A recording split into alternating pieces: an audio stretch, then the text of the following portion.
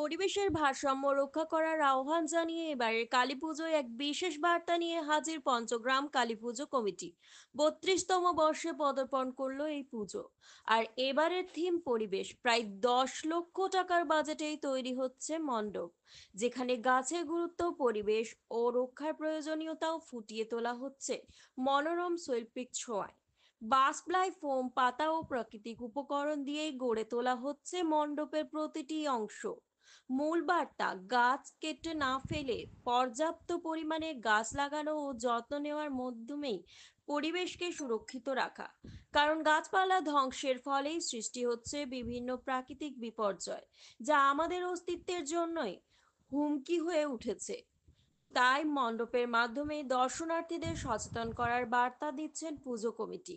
এছাড়াও এবারের প্রতিমাতেও থাকছে এক বিশেষ চমক, যা দর্শনার্থীদের মন কাড়বে বলেই আশাবাদী আয়োজকরা। সব মিলিয়ে পঞ্চগ্রাম কালী পুজো কমিটি এবারের পরিবেশের থিম ভিত্তিক মণ্ডপ আসানসোলের অন্যতম আলোচ্য আকর্ষণ হয়ে উঠেছে। আমাদের পরিবেশের উপরে রয়েছে, গ্রিনারি এনভায়রনমেন্টের উপরে রয়েছে টোটালি তিনটা। তো আপনাদের হঠাৎ এই ধরনের চিন্তা ভাবনা কিভাবে করলেন যে একটা পরিবেশ? দেখুন, প্যান্ডেল তো করতেই হয়। তো আমরা এবছর ভাবলাম যে এই প্যান্ডেলের মাধ্যমে একটা সমাজকে একটা বার্তা পৌঁছায়। আজকের ডেটে যেভাবে আমরা এনভায়রনমেন্টের সাথে খেলা করছি, তার ফলাফল আমরা প্রায় দেখতেই পাই, কিন্তু বুঝতে পারি না।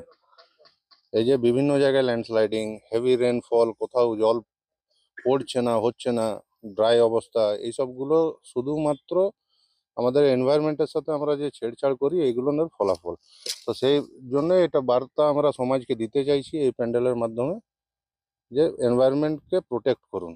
কি কি উপকরণ থাকছে? উপকরণ গাছ, মানে সবুজ, টোটালি সবুজের উপরে প্যান্ডেলটা, গাছ পাতা ফুল এইসব নিয়েই রয়েছে। তো বিশেষ আকর্ষণ পুজোর মধ্যে আমাদের মা কালীর প্রতিমাটা হচ্ছে এবছর বিশেষ আকর্ষণ। এটা সাসপেন্স আমি রাখলাম। আমি সবাইকে আহ্বান জানাই, আসুন, এসে পরে দেখুন, নিশ্চয়ই ভালো লাগবে।